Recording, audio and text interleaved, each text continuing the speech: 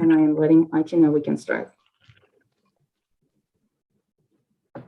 Oyez, oyez, oyez.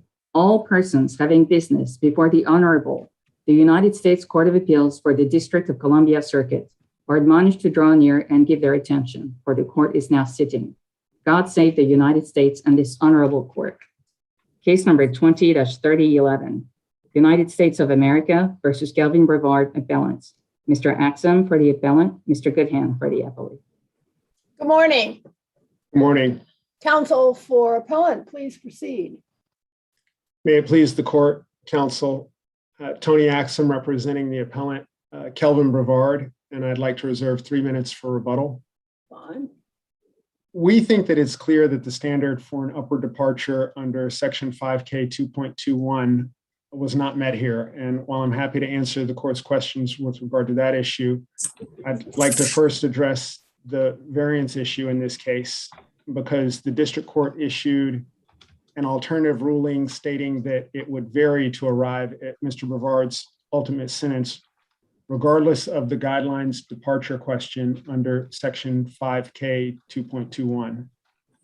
In this sense, Mr. Brevard's appeal turns on whether the evidence underlying the justification for the court's variance was sufficiently compelling to justify the degree of variance so that his sentence was substantively reasonable.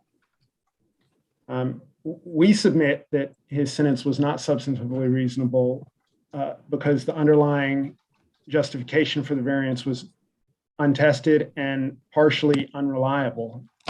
The government presented one witness who was a police officer who testified that he overheard statements of Miss McQueen and her mother, and it was those statements that formed the basis for the district court's conclusion that Mr. Brevard threatened Miss McQueen with a gun. And as a result of this finding, the court varied from the applicable guideline range of 12 to 18 months up to 30 months. The 12-month above the guidelines the court imposed effectively amounted to a sentence for the conduct making up the Superior Court charges. And those charges in Superior Court were threats and assault as it related to the threat with the gun. And with regard to those charges— Can you clarify something for me right there? Yes. Did the threats charge in Superior Court specifically includes threat with a gun, or was it just a generic threats charge? There was not a separate charge related to the gun. I don't know what the actual allegations of the information or indictment were, but he was not charged with a firearm at all in Superior Court. He was charged solely with threats and assault. Does a DC code, you may not know, but does a DC code differentiate between verbal threats of an assault and threats with a gun in the way that some federal crimes distinguish the use of a gun or not in them? I believe that there is a charge, assault with a dangerous weapon, Okay. Which would always capture a threat with a gun. And He wasn't charged with that. He was not charged with that. But I am not an expert on Superior Court charges. Okay. But with regard to those charges, the government initially offered a plea to Mr. Brevard to plead to one of those charges, and it would run the sentence with that concurrently with his federal escape charge, and it would dismiss the other charge. And secondly, when Mr. Brevard declined that offer, the government ended up dismissing the Superior Court charges altogether. So they were dismissed. And it was only after those two things happened that the district court here found that the charges were proven by preponderance of the evidence based on the hearsay statements that Mr. Brevard was at that point without a means of challenging, because at sentencing, his confrontation clause rights were limited. So I gather, Mr. Axum, you're not making an argument under Rule 32E that those procedures as to the DC charges were not followed here, namely adequate notice to the defendant and time to respond. No, we don't make any claim with regard to that. But what I'm trying to understand in this whole area is, given what this court and the Supreme Court have held, what exactly are the limitations on what a trial judge can do at sentencing? And Rule 32E sets up a pretty strict procedure. Now here, the district court essentially acted as a second prosecutor by mentioning it wanted to pursue the DC charges in connection with a possible variance in regard to the federal charge. Well, I mean, that's how this all started. This was not the government's initiative here, except to the extent the district court, of course, can raise questions about anything virtually at sentencing. But your defense counsel's initial response was, I'm not prepared to address this. And so the district court said, yes, I need to give you some time, and we need to have some witnesses that you can confront. And so it continued the matter for about a week. And then the government came forth with this police officer who was a trainee, who was basically an observer of what happened between what I'll call the mother and the grandmother in talking to other police officers at the mother's home. And first I would say that we recognize that at sentencing, the district courts have a lot of discretion, and that there are virtually no limitations placed on the information that a district court can receive. But our position is that, and partially for the reasons that the court points out, the evidence presented here was not driven by the government, and was not sufficiently compelling to justify the degree of variance. So what I'm trying to narrow is, what's the dispute here? You're not raising a procedural objection insofar as our Rule 32E is concerned. And I didn't see in the record, that is the transcript of the sentencing, that defense counsel objected either to limited time or to the insufficiency of the witness in terms of his capability to provide relevant information. So the only question here is, based on what the district court heard from this trainee officer and any other evidence, was it sufficient to find that the assault charge had been proved by a preponderance of the evidence? And the district court says yes. Well, the preponderance of the evidence standard is fairly low, but I take issue with whether the defense objected to the insufficiency of this witness. The defense, the objection was that this witness was only presenting hearsay testimony. So all of the evidence before the district court was hearsay, and the defense didn't have an adequate means. We don't have a mechanism at sentencing to adequately challenge hearsay testimony. We understand that could the defense have called Ms. McQueen or her mother as witnesses? Do you have subpoena power at the sentencing stage? Yes, my understanding is that if the defense had called them, had subpoenaed them, they would have been required to appear and testify. But But what defendant would do that in this case? Well, our complaint is whether the government essentially met its burden to establish the evidence that the district court relied on for this variance. And so it all turns on concluding that the evidence that the government presented was hearsay. And the district court had two theories on that, didn't it? One, not hearsay because excited utterance, or if hearsay, sufficiently reliable that it could rely on it. Yes, and under either theory, our position is that it was not sufficiently reliable because of the many questions. I mean, there may have been reliability as to some aspects of what the police officer testified, as to some aspects of the hearsay, but take, for example, just the existence or possession of a gun. A gun was not recovered. That you had, from the hearsay testimony that we know of, we know that the grandmother said that the gun was either in his waistband when she saw him, or it was in his left hand. Those inconsistencies should have, they raise more questions about like the existence of a gun.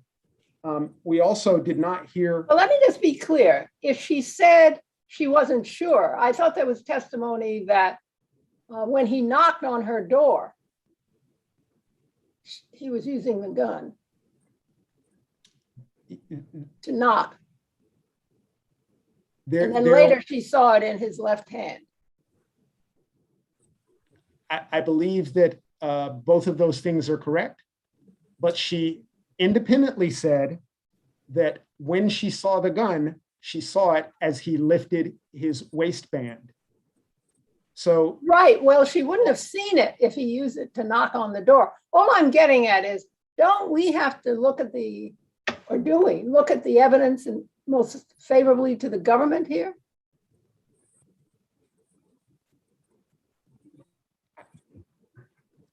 I'm not sure that's the standard at sentencing, but that's not something that I take issue with because we're only dealing with a preponderance, and we didn't, and I mean, it is understandable that a court could hear testimony from a witness and credit that testimony. Our problem is the court did not hear testimony from this witness. The court heard testimony from a police officer who overheard other police officers speaking with this witness.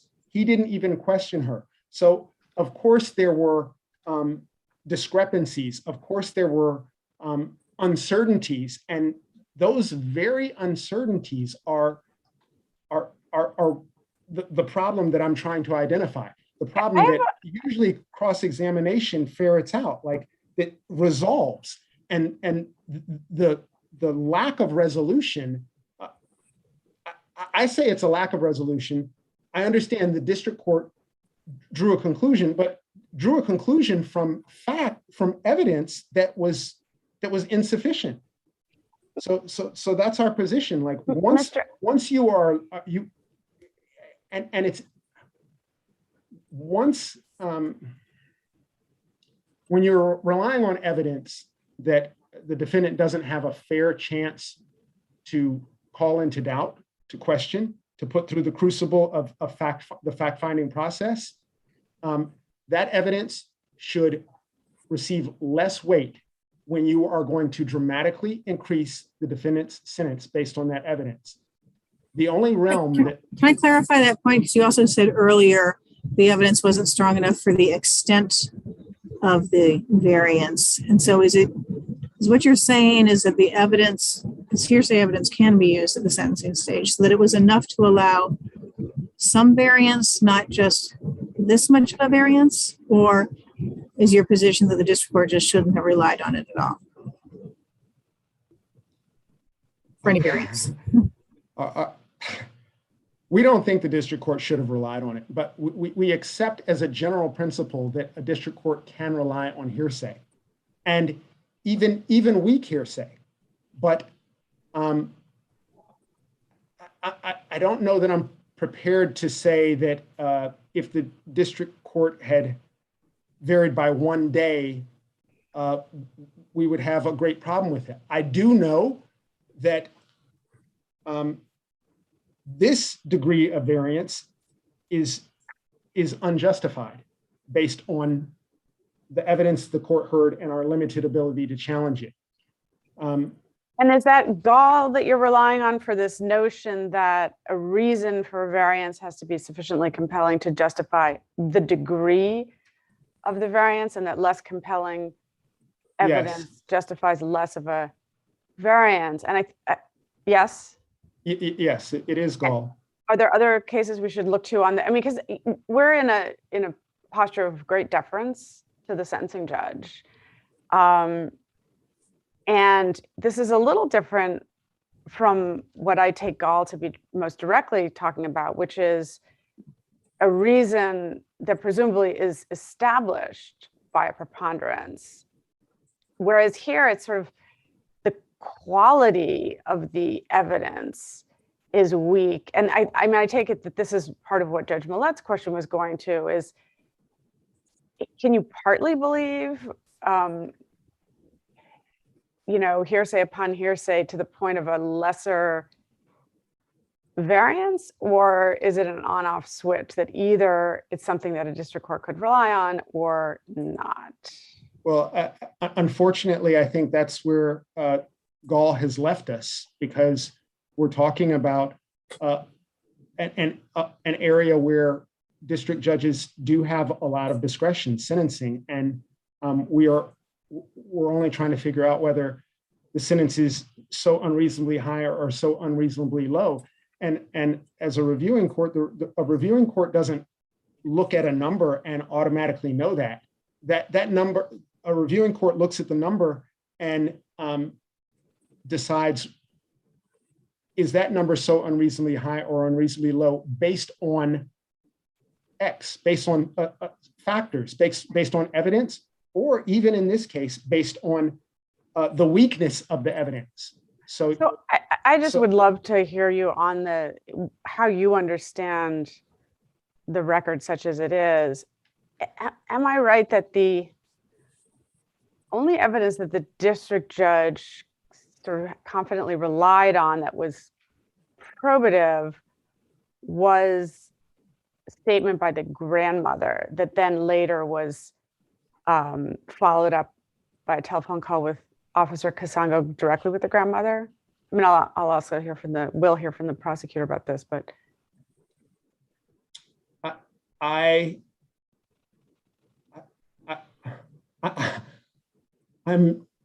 can't say that the record is very clear as to what exact statements the grandmother made or Miss McQueen made. And by statements, I know generally the officer said, "This is what they told me occurred," but the officer did not testify. And then she stated, right. I'm not asking a tendentious question. I'm just asking a really straight up factual question. So just descriptively, as you understand the record, the district judge took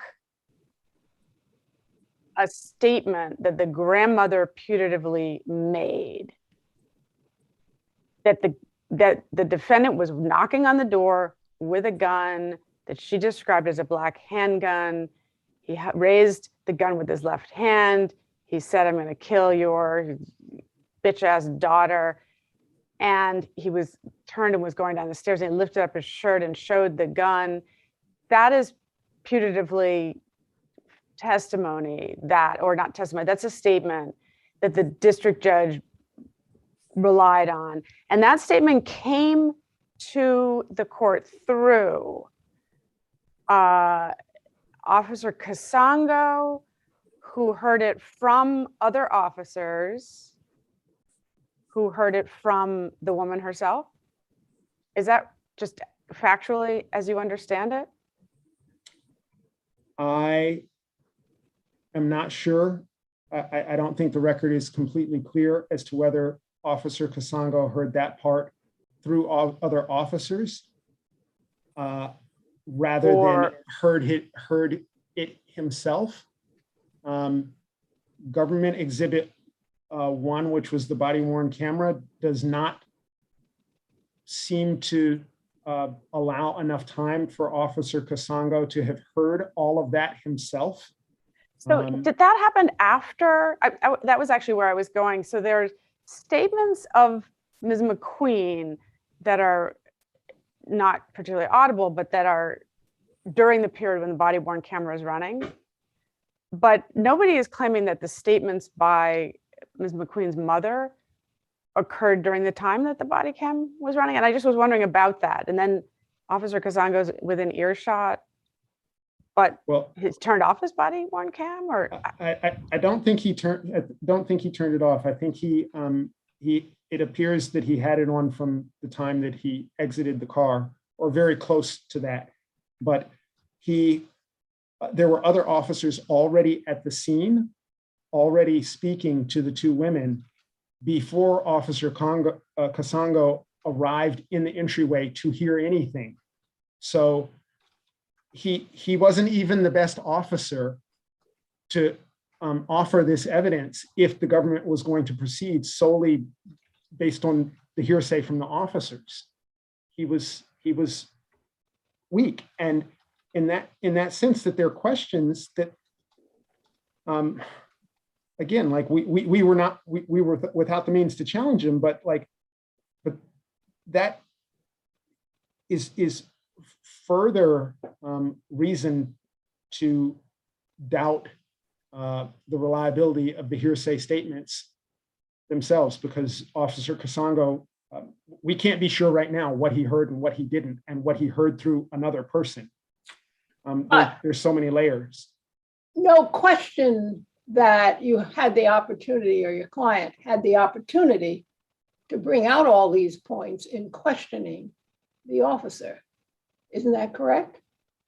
Yes. A, that he arrived late. B, he was at the bottom of the staircase.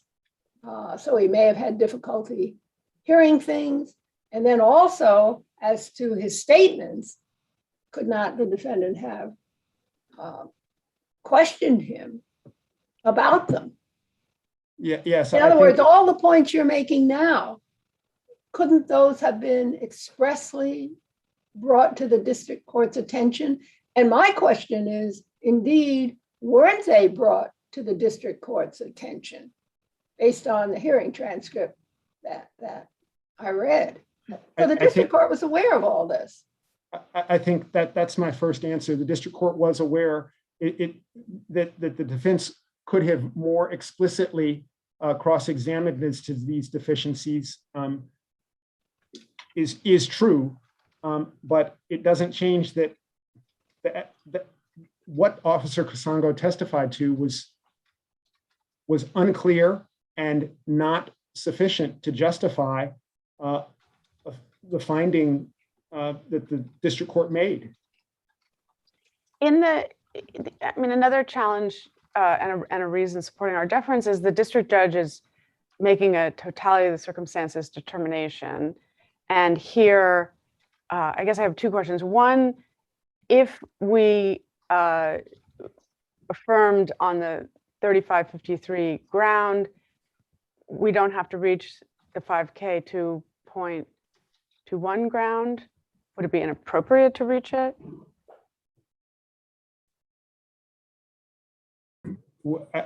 I'm sorry, would it be inappropriate to reach in other words, are they really independent, separate grounds? No. I mean, ultimately, the district court said, I think this is a quote, I think the upward departure for the uncharged conduct alone sufficiently justifies this sentence.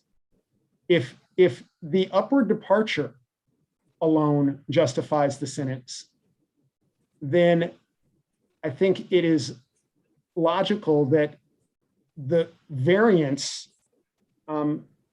there's no gap. There's no gap between the degree of variance and the upward departure. Right, but that is a virtue for the district court, for the stability of the district court ruling, not a virtue for your client's challenge to it. Isn't that the case, that if there's an information that could be relied on in one of two ways, one in support of a sort of more specific, more spelled out and constrained upward departure, and the other in a more totality of circumstances, balancing of relevant circumstances, and the district court does it in both, that surely the second, the same information could be weighed with equal gravity in both, no? Right, but if the upward departure is 12 months and the court says this is justified by your uncharged conduct, and the court also says the variance is 12 months, it seems, I would say, it would be disingenuous to say the variance is justified by the 12 months for the same reasons, and also these other reasons under a totality of the circumstances. That's not actually what happened. I don't know why that's disingenuous. That seems quite consistent. It's saying I'm looking at a real world situation, a real world person, and some genuine assessments that I'm making about risk. And so the consistency, I'm not sure why. It might be a wash, but I'm not sure why you see that as another reason to question the district judge's sentencing work here. If there are other factors in addition to the factors taken into account for the upward departure, it seems unusual that those other factors don't result in more than 12 months if they are. I suppose it's the district court's prerogative, but there seems to be an inconsistency. If one. But then I'm sorry, I don't want to belabor this. This is probably not the most productive use of our time, but it just seems like the other lesser things that he mentions, unscored other convictions and his failure to comply on previous occasions with more lenient release conditions, those could be consistent with, but subsumed under the umbrella of a larger concern. There's such thing as concurrent sentencing, and I know that was not what was given here, but the very logic of sentencing is that some things are more determinative because more serious, and others kind of are subsumed within a package. It doesn't seem to make it logically inconsistent that there are these two different routes to the same sentence. And I'm just, probing whether you have some reason to tell me I shouldn't be thinking of the law that way. In theory, that sounds logical. I think in practice, when you put 5 things in a hat and you say this equals 12 months, and then you put 7 things in a hat and you say this also equals 12 months,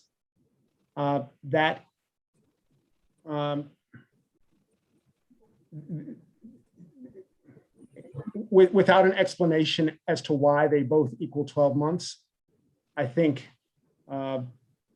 that gives reason to question whether the other 2 things had any effect whatsoever. That's so you're saying we don't, I hear you right, what you're saying is, given the way in which the district court proceeded, we really can't tell from this record if the prior initial determination that this crime had happened were backed out, if it didn't exist. We're in a world where that doesn't exist. Would he have come to the same balance? We just can't tell on this record. That's correct. If Judge Pillar's done with that line of questions, I really did want to talk to you about the 5K2 issue. I just have some questions. Certainly. Is that okay? Yes. The DC Superior Court charges were dismissed. Were they dismissed before the plea agreement or after? The plea, not the plea agreement. Yeah. Excuse me, sorry. He pled guilty to the information, or I think indictment, but he pled guilty to the charging document. So I am not sure, actually. What I'm trying to figure out is, could those charges have been added to his case, even when dismissed from DC Superior Court? Could they have added them to the federal case? I think for the reasons that I lay out, it would have been legally improper to add them to the federal case.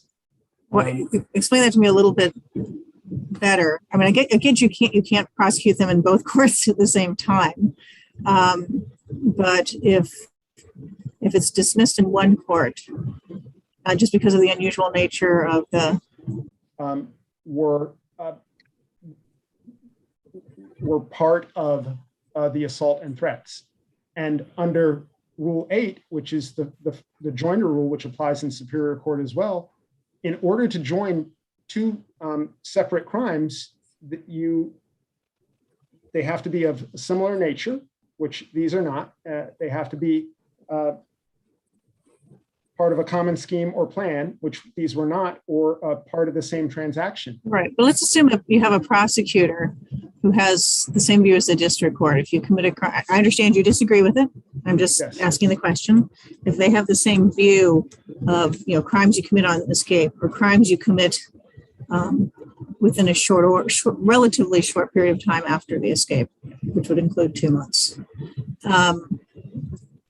If they thought that they were related, is it your position that they could have amended the indictment?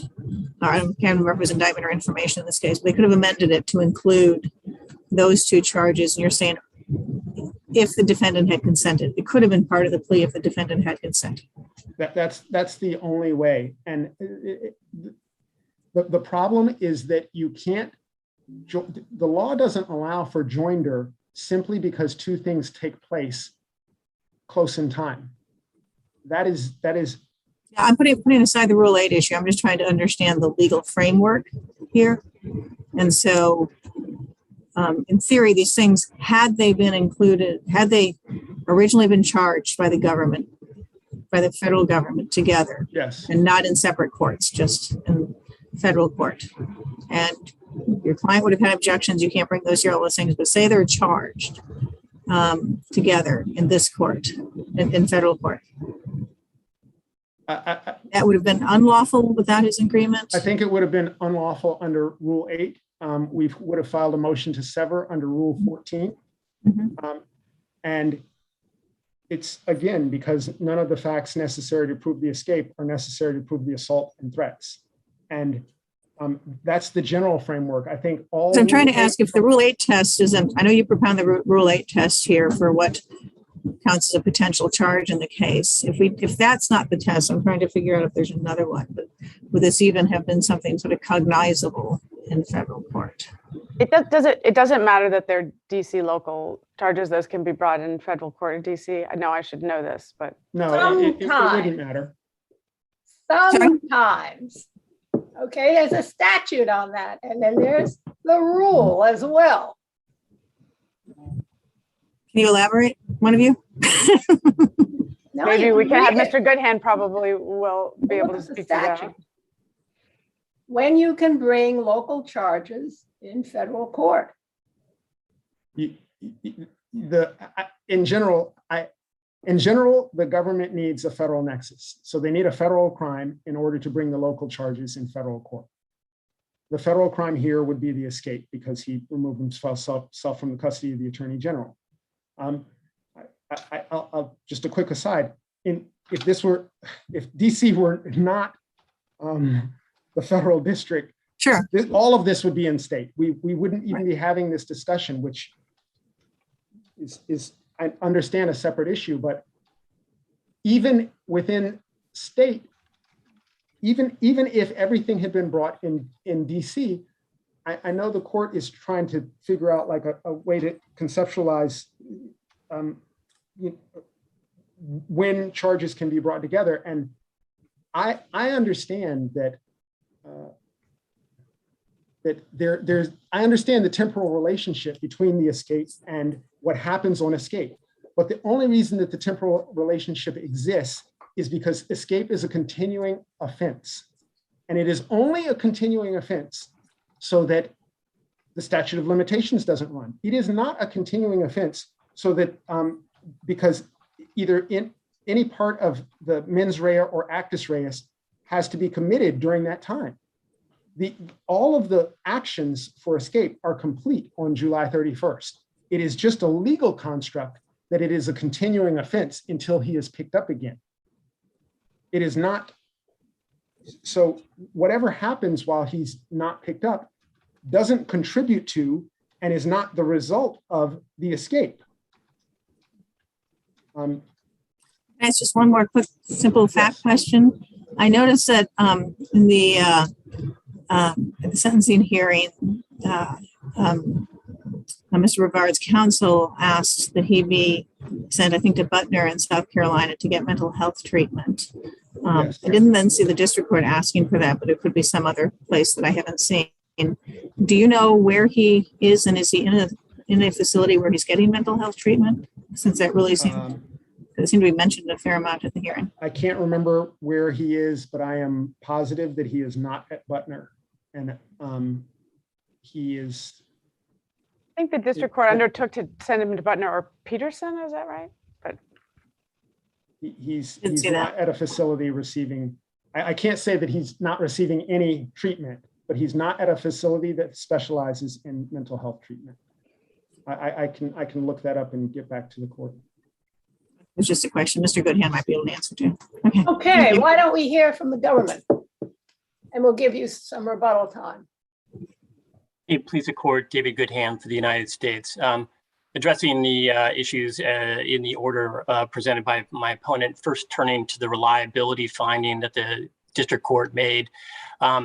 Pursuant to Leyva, this court's reviews an abuse of discretion standard. The question is whether the information had sufficient indicia of reliability to support its probable accuracy. The district court did not abuse its discretion in concluding that its finding by preponderance that Ms. McQueen was threatened by the defendant is supported by reliable evidence. And the court based that on two alternative grounds. First, the court made clear the grandmother's description of the threat when Officer Casongo and the other two officers came on the scene constituted an excited utterance. And of course, excited utterances have their own inherent reliability. But does that work for Mr. Casongo, who didn't hear the excited utterance? That might work if you had one of the officers who heard directly the excited utterance. Is it true, and maybe I'm just wrong on this, is it true that that justifies hearsay about that hearsay, but it's false an exception hearsay? What justified Mr. Casongo testifying about other officers' statements that they heard excited utterance? The record indicates that Officer Casongo himself heard the excited utterance, and I would point to JA 111, where he describes the exact words that she said. He said, "Tell your bitch of a daughter that I will kill her." That's at JA 111. And then at JA 108, Officer Casongo explains that the mother and the grandmother talked to all three officers in the same manner, is how he puts it. That is, they were in a group and the two women were talking to the officers as they themselves were also in a raid in a group. So what was your second? You said JA 111 and then your second. And JA, yeah, I'm sorry, Your Honor, 108, I think supports the. Do you know what line? I'm sorry, Your Honor. Do you know what line? I'm at 108 now. It's really just stands for the proposition that Officer Casongo is describing the setup when all three officers went into the apartment building. Yes, but he's at the bottom of the stairs. The other officers are somewhere else. He makes that clear. Actually, Your Honor, the district court made an express finding that the way Officer Casongo described his the sequence of events is initially he was with the two other officers and the two women on the same level as all four participants, the two women and the two other officers. But then, he arrived later. According to his own testimony, he is at the bottom of the stairs. That's all I'm getting at. And that's not accurate, Your Honor. He described the sequence of events, and I think it's supported by the body-worn camera, which is Exhibit 1. He came into the apartment building together with the other two officers. He went up the stairs with the other two officers. When he heard that the defendant had been accused of having a gun and threatening the complaining witness, he then explained that he moved down a level to guard the front door of the apartment building.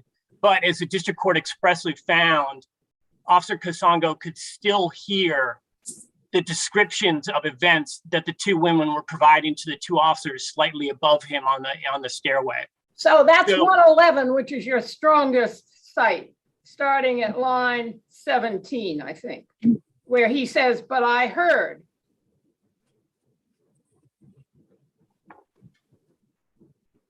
But elsewhere, he talks about there was so much commotion and noise, and he's sort of overhearing things, and he's not right there, and it's not being said to him. But the key line, I thought, was where he says, but I heard that the mother, and it says I in the transcript, was speaking, that he was knocking on the door, I believe if my memory serves me right, with a weapon. This is really ambiguous because he also later talks about having heard that there was a child and that the child went back and spoke to the mother and that the mother. I know, but this is direct testimony from him that he heard. I'm sorry. I was district court, it seems to me, could rely on that. That's all I'm getting at, as to whether there was sufficient reliability, even though he wasn't talking directly to them. And that's supported, I would suggest, Your Honor, by JA 165, which is the district court's findings. He said, even though you can't hear it on the video, I have no doubt that the officer was testifying truthfully about what he could hear. That's one point. The second point I would make is that the district court was quite cognizant of the fact that the report of the child was in fact double hearsay. And the district court made a finding to the extent that I know Officer Kasongo talked about the child reporting a gun, but the officer made clear that he only heard that later when the officers were canvassing the area, and the two other officers apparently relayed to him that the mother had also said the child had seen a gun. So anyway, the record certainly looked at it in the light most favorable to the government, coupled with the district court's express findings, support the court's conclusion that there was an excited utterance overheard by Officer Kasongo relating to the grandmother, and that is that there was a threat. And that the court independently said and alternatively said supported its conclusion beyond by preponderance of the evidence that there was. And it's your argument that that testimony includes not only a threat, but a threat with a gun? Yes, because Officer Kasongo goes on to describe that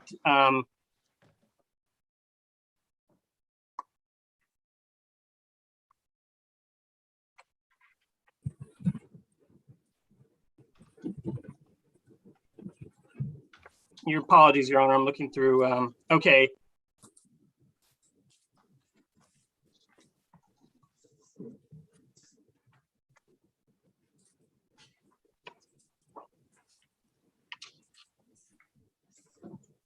I know he described the gun as a black handgun, and I apologize. What I can't, he said, let's see. Oh yeah, here it is. I'm sorry. I apologize, Your Honor. It's in the same, well, let's see. It's JA 164. Certainly the court finds the defendant had been knocking on the door with a gun. I apologize. I'm going through the officer's testimony.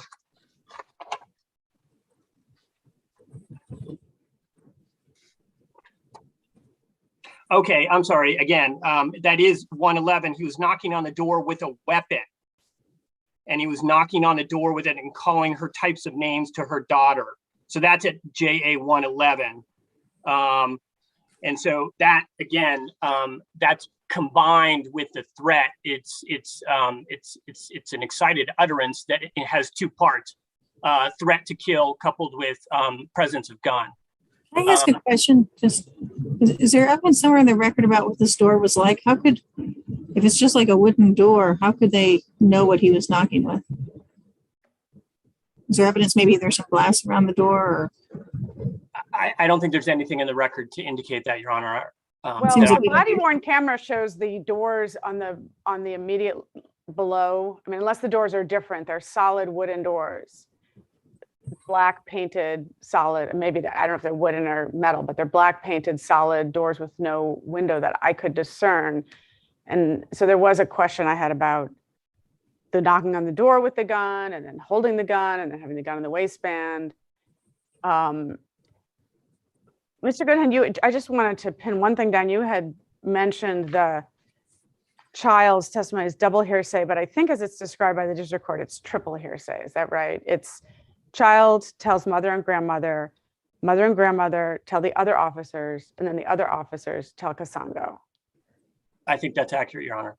And then with respect to the utterance that is so central here, which is the grandmother said that to officers, we believe before Officer Kasango showed up on the scene, that he'd been knocking on the door with a gun, that he described as a black handgun, that's all an encounter between the grandmother and the other officers, and then later Officer Kasango testifies about it. So that's a double hearsay, right? Your Honor, maybe I'm misunderstanding your question.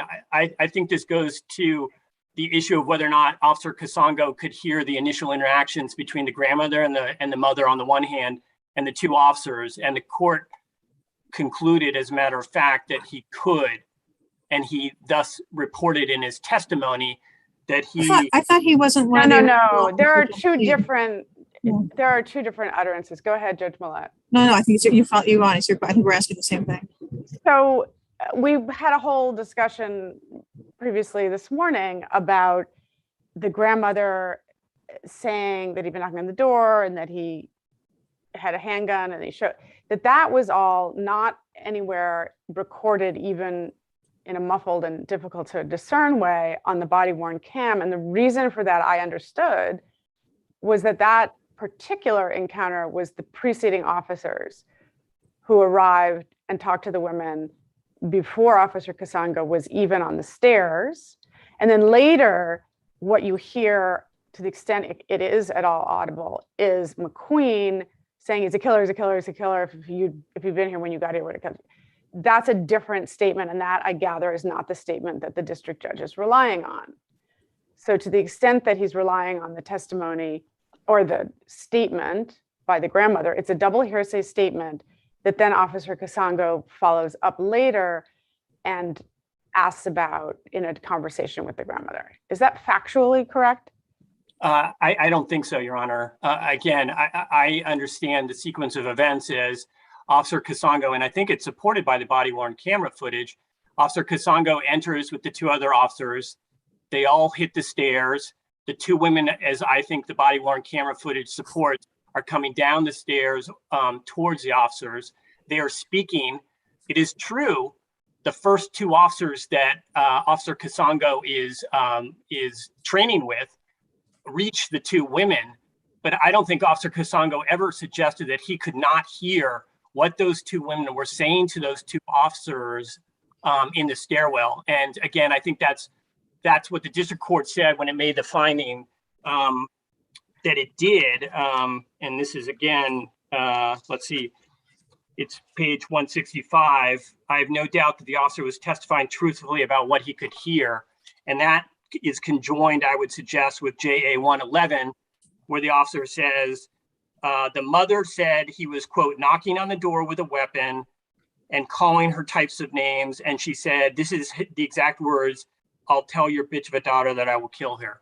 I think all of that conjoined, it supports, and that's, I would suggest, is commensurate and supported by the court's excited utterance finding. I think you may be misunderstanding. There are two different statements. That none of that is even close to on the body-worn camera. The discussion about her coming, about him coming, what the grandmother reports. He had a gun, she saw the gun, he had it and lifted his shirt as a threat. as I understand it, all of that was told to Officer Casongo by the officers who preceded him. And yes, there's separately the incident on the stairs. And the only person who speaks in that incident, I think, on the tape is with regard to the defendant's specific threatening conduct, is the daughter. I disagree, and I would point to JA 164, where the court describes a body-worn camera, which I would suggest. I understand there was a body-worn camera, and Officer Casongo was on the stairs, and there was some things audible. I'm just saying that the grandmother's statement, I don't believe, was asserted to have been made during that time, but I'll go back and check. That's why I understood the record to stand for the proposition that grandmother's statement was made at that time, and the court says, I couldn't make out a lot of what was said in the conversation and don't put a lot of weight on the body-worn camera. I certainly didn't see anything to call into question anything the officer said. And then we revert to the officer's testimony that he himself heard as the women talked to the three officers in mass, the excited utterance relating to the threat. That's how I read the record, Your Honor. All right, let me ask you a threshold question. If we agree that either the district court could view the statements as excited utterances, or that in any event, the hearsay was sufficiently reliable, do we need to address the 5K 2.21 challenge? No, the district court on several occasions made it clear, and I would point, Your Honors, to JA 174, JA 207, and JA 201.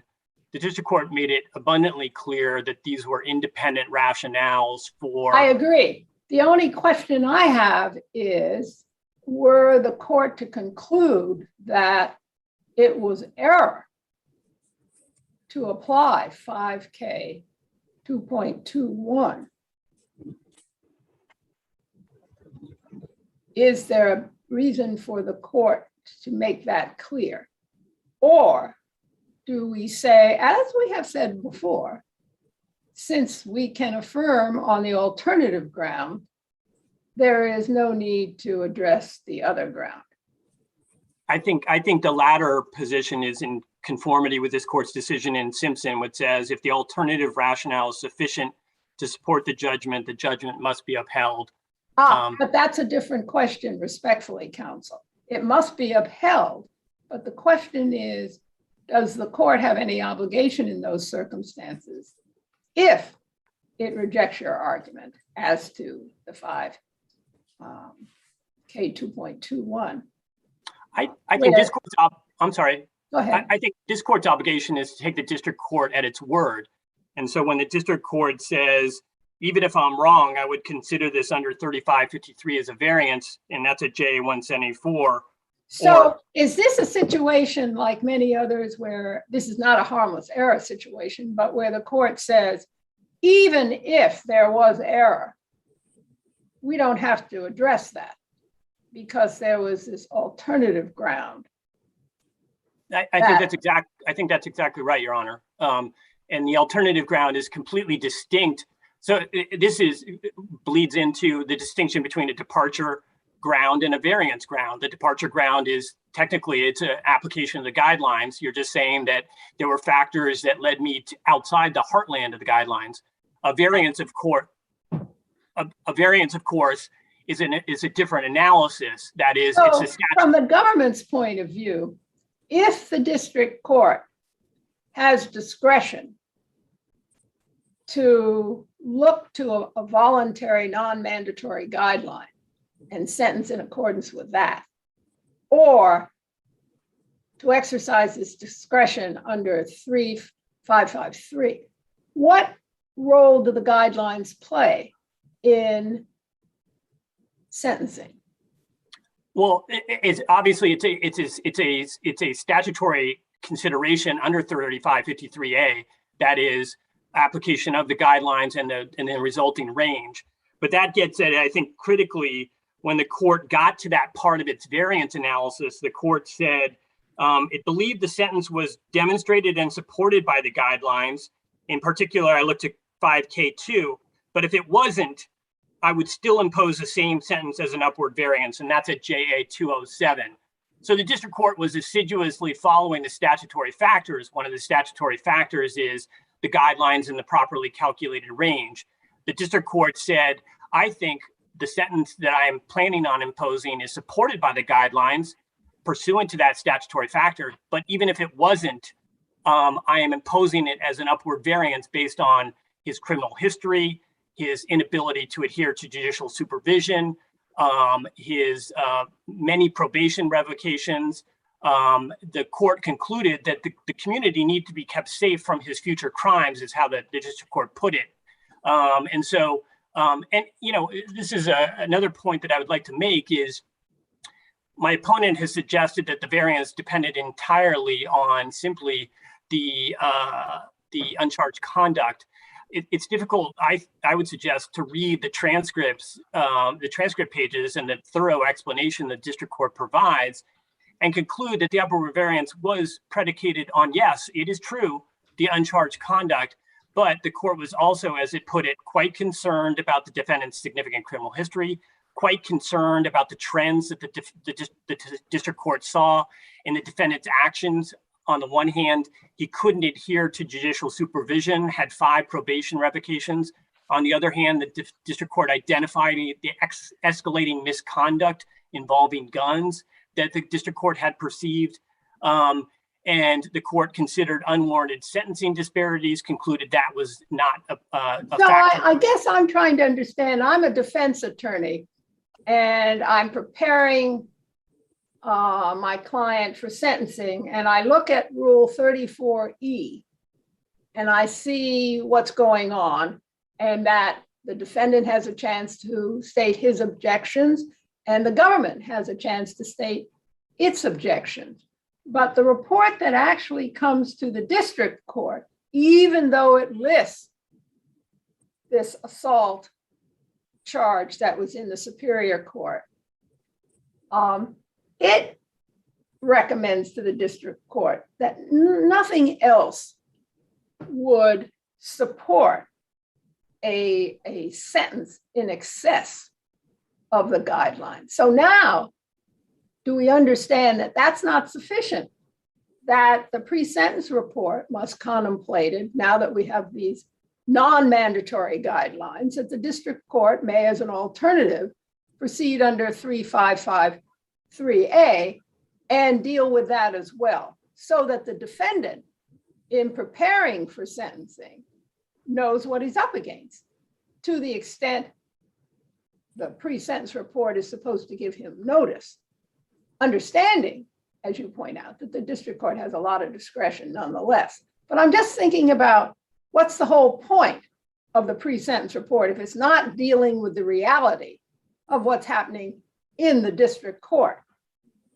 The whole point of the PSR, I would suggest, Your Honor, is dictated by Gall's instruction that the very first step that a district court must undertake is a proper calculation of the guidelines. And so the pre-sentence report has obviously a huge impact on the guidelines calculations and the court's consideration of that. The defendant and the government lodged their objections.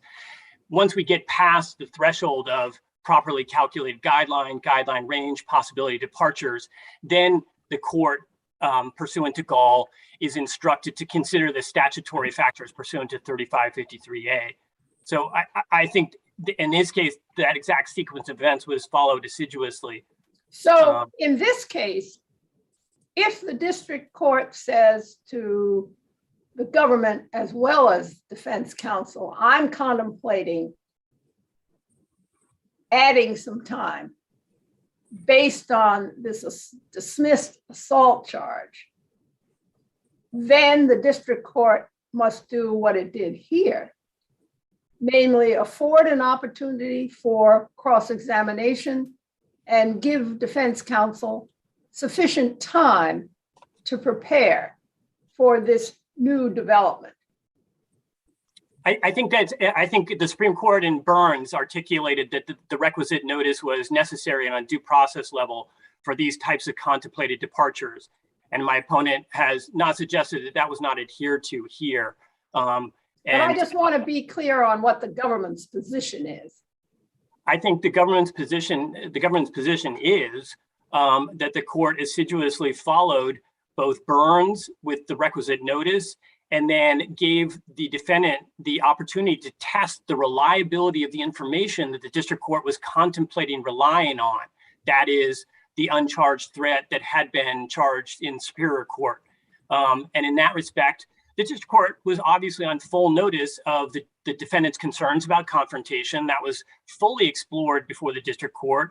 The district court was on full notice that this officer was there for only a little bit of time.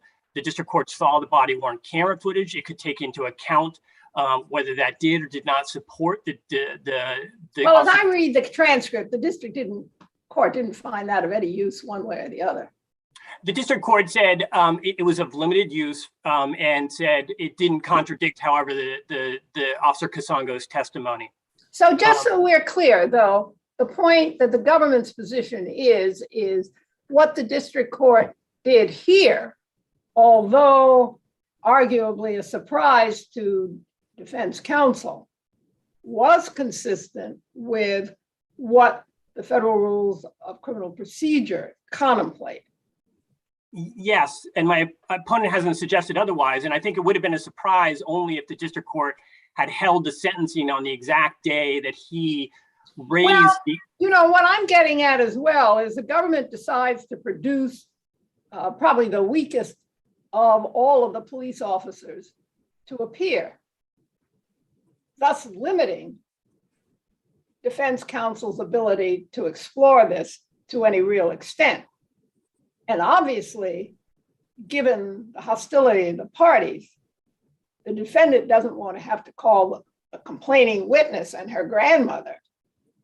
So he's stuck with whatever the government produces. And in here, I suppose, all he could have done was to ask the district court to direct the government to produce another witness. And here, I think it's obvious that the district court would not have done that. Well, all of that could have been, and I believe was taken into consideration by the district court. That is, Officer Kasongo may not have been the one who was face to face with the complaining witness the whole time. That was obvious from both the body-worn camera footage and his own testimony.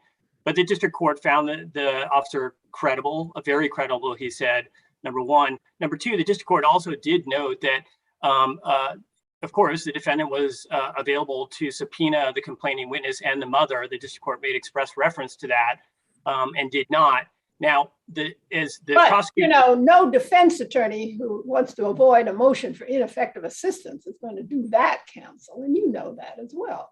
So the question is, you're stuck with what the government produces, and unless you object somehow to the district court, I'm just trying to understand what's going to happen in sentencing here on out.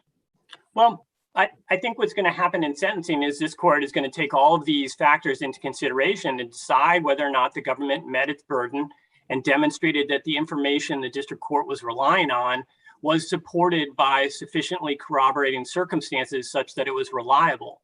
But I think Gall and other cases make clear that our role is very, very limited. And a lot of discretion is vested in the district court. And all the former limitations are basically gone. So that's why I wanted to be sure I understood. At a minimum, the government is saying you have to give the defendant time and you have to produce a witness and then afford the defendant an opportunity to do what he can with that witness and then make the best argument he can to the district court. Absolutely. And I would suggest those procedures were followed here. Well, what about the government's role, right? The government did not suggest a 30-month sentence at all. And did not suggest that this particular event provide a basis, did not argue for a variance or a departure, didn't do any of that. And then when the district court showed interest, how does the government supposed to think about these things? District court's interested in probing this, which the district court can do. This is going to affect somebody's liberty quite directly. How does the government come to say, let's bring the worst witness rather than the best witness, the most reliable witness? How does the government come to that conclusion? Well, Your Honor, there's nothing in the record to indicate. No, I know there's nothing in the record. I'm just asking you why the U.S. Attorney's Office wouldn't take considerations, and when we're offering evidence that could really, that's there to decide how much liberty someone loses, why the government doesn't say, well, let's give the most reliable, direct knowledge that we can. And maybe you couldn't call for obvious reasons, the mother and Ms. Bernadette McQueen, but you all could have called an officer that actually had firsthand testimony. Well, Officer Casongo did have firsthand testimony, number one. Number two, the record. Do you think he was the best officer to testify to this of the three? I think as a district court concluded, he could hear everything. No, no, he's removed from it. There's lots of yelling and shouting. And there were plenty of things where he was testifying as to what other officers told him. So he wasn't hearing everything that was going on. So I just don't understand why the government wouldn't say that we need to bring, this is serious business. We want the district court, if it's going to decide liberty questions, to rely on very reliable testimony. Let's give it our best. Not the person that had the least direct contact with the witnesses. Your Honor, I only disagree with the suggestion that this was some sort of strategic choice on the government's part to bring in. That's what I'm asking is how does this happen?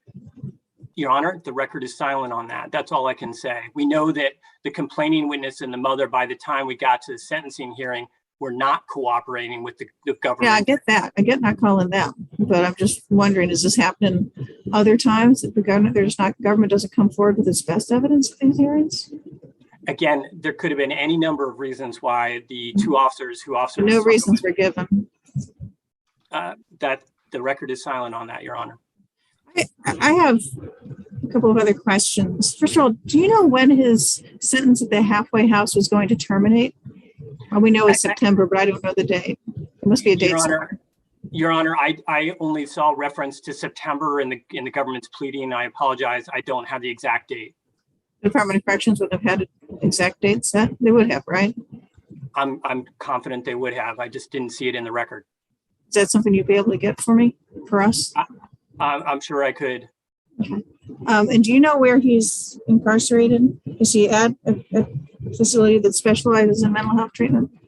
I don't know the answer to that. Would you be able to find that out as well? Yes.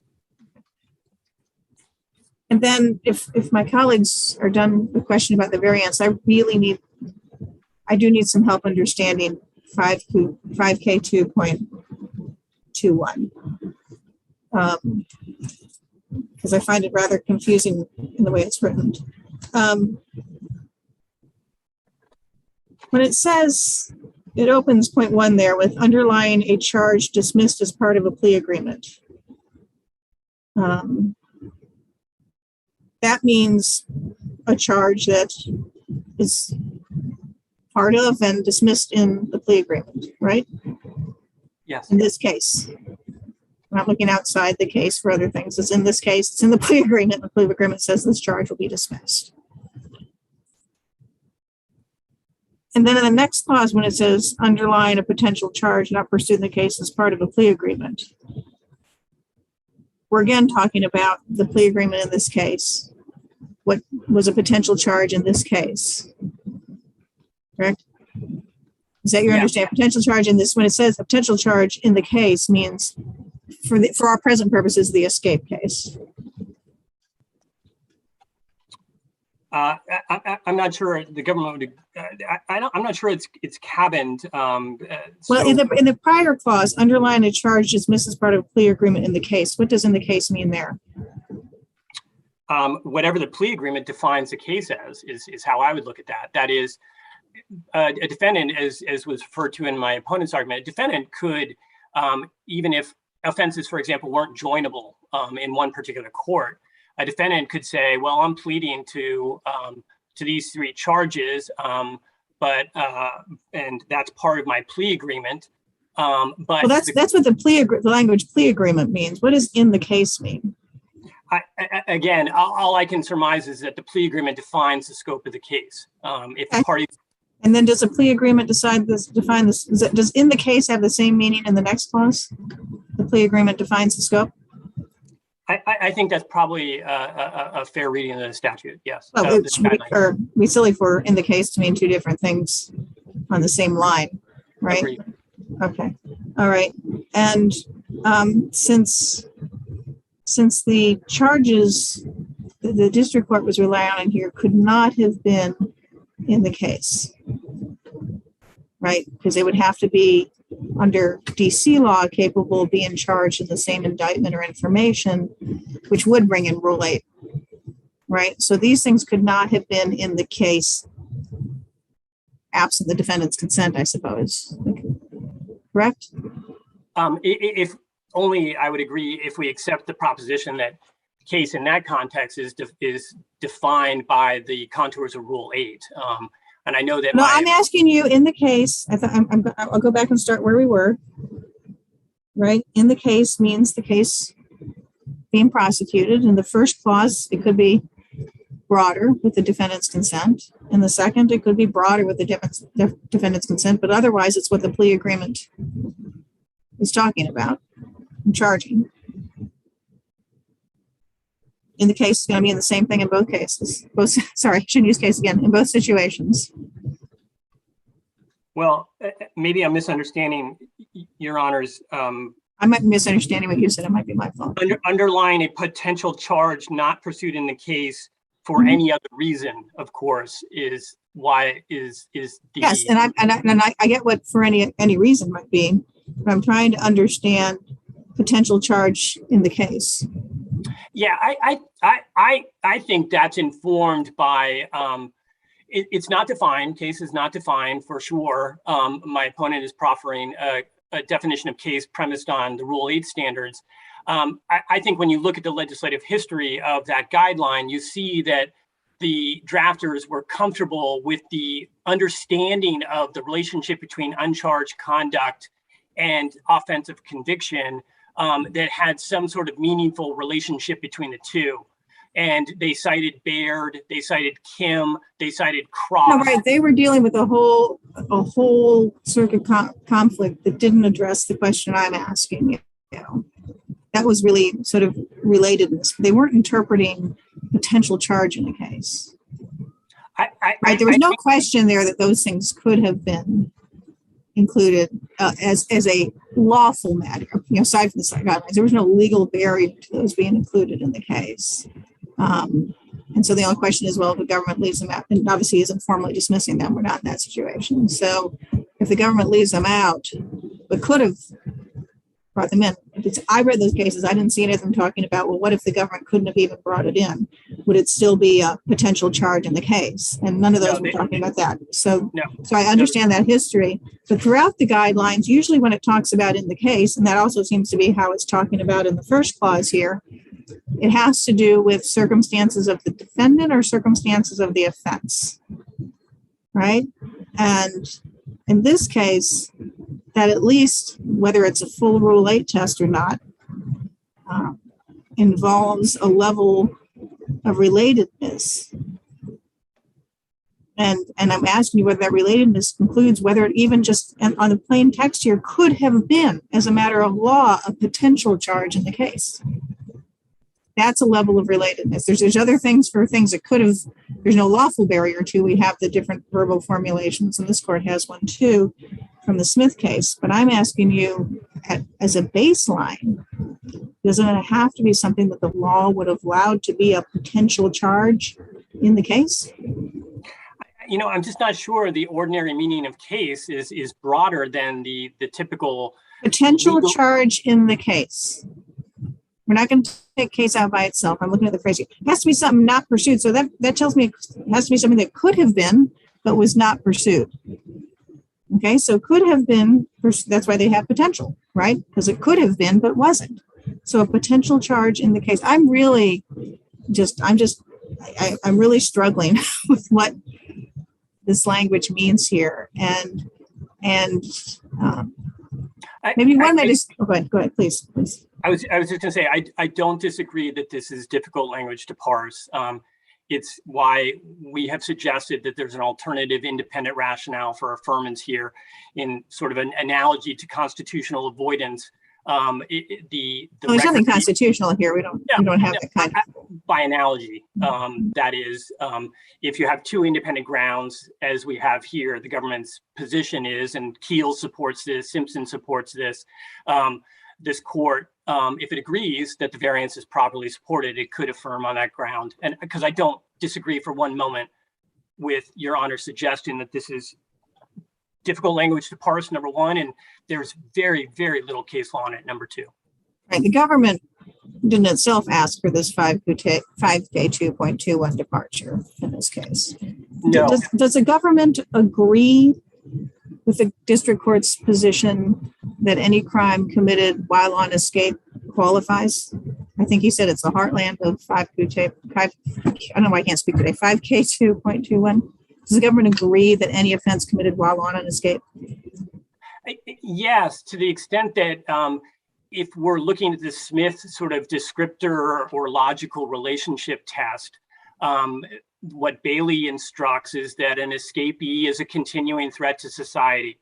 If we're asking whether there's a logical relationship between an escape and the offense that's committed by the escapee as a continuing threat to society, that the government's in the government's understanding, that's a sufficient relationship pursuant to Smith as a logical relationship. So if what had happened here is Mr. Brevard, while he's out on an escape status, had fallen in love, gotten married, had a child, got divorced, and 6 years after the escape, but while still on escape status, have not paid child support, and let's assume that, like in most jurisdictions, that's a crime here, that would be sufficiently related.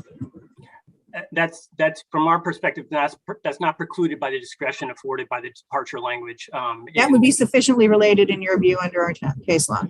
Well, we may want to leave that as an open question. I mean, with fairness to the government. It's their theory, so I'm just testing their theory here. So you just said anything committed on escape is going to meet that you embrace the district court's view that any offense committed on an escape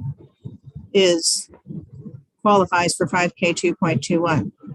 Yeah, I think it fits into the loose relationship that's articulated by Smith as either a descriptive, even if the offense itself could not be part of could not as a matter of law be a potential charge in the case. Well, I'm curious how you can be a potential charge in a case when a matter of law you can't be a charge in the case. Again, as we've already discussed, we don't know exactly the meaning of the plain language of case. I know, so I'm giving you a chance to explain to me your reading that potential charge in the case can be a charge that as a matter of law cannot be a charge in the case, just textually. My reading is that the drafters, as I've articulated, it's commensurate with the scope of the relationship test that was. The drafters weren't thinking about this issue at all. They were dealing with a specific conflict. In fact, they never talk about the for any reason language at all. Right, and so we don't have their understanding on this. And if we look at in the case how that's used elsewhere in the sentencing guidelines, it does not have this type of breadth, and I haven't seen any reference where it allows something like that. It just doesn't come up with potential charge like this, where it would allow something to be treated as a potential charge in some sort of fictional world, even though as a matter of law, it could not be a charge. All right, why don't we give... I just had a couple of questions I wanted to ask just about the practicalities of Mr. Brevard's case. He was walked away from the halfway house when he still had 3 months to serve, and did he also have a supervised release? I'm trying to figure out like how this is this, when is the sentence going to be done? This is consecutive now, so he walks away with 3 months. Consequences of that are surely he still has to serve the 3 months, but also that Did he have some supervised release that's revoked? I believe that's accurate. Certainly, I would expect Mr. Axum could speak to the exact parameters of the sentence, but that's my understanding is that there was a revocation. He had 18 months remaining on his felon in possession sentence. My understanding is that was revoked. And I think I understand that he's not due to be released until 2022. Yeah. All right. That's soon. I'm sorry, I had one more question. And All right. so Can we I'm not sure Judge wrap Cools- up at this point? I mean, seriously.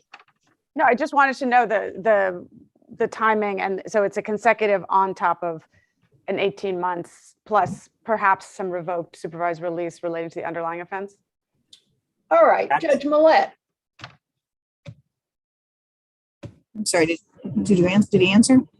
That's my understanding. I had one other question because you pointed to Kim. And one thing Kim says that you can't do under the guidelines is impose a punishment under a preponderance standard that's greater than you could have if you were convicted under beyond a reasonable doubt standard. In this case, the max sentence, as I understand it, for the assault crime and the two charges in deceived spirit, what would have been 6 months.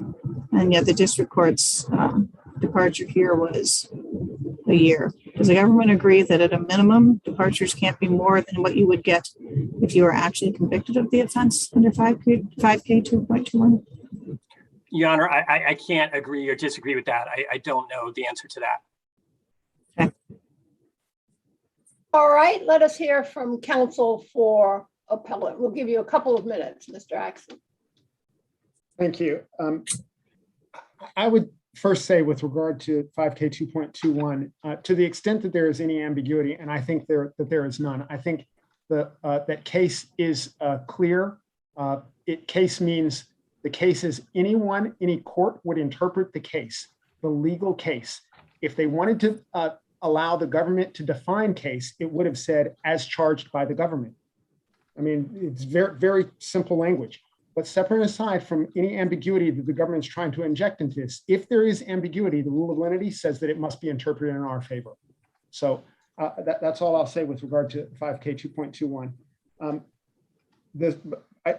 With regard to how 5K 2, whether the court needs to address, rule on the 5K 2.21 question, I think that it would be important in this case because the district court specifically found that 5K 2.21 applied.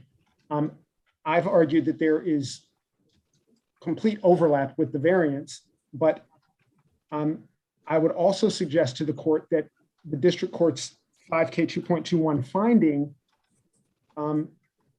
gave it confidence that a variance was appropriate. So in a sense, if 5K 2.21 that finding was incorrect, it infected the court's assessment of the variance, of the degree of variance. So for those reasons, and the reasons I've already articulated, we'd ask that the court find that the hearsay evidence in this case was not sufficiently compelling to justify the 12-month variance.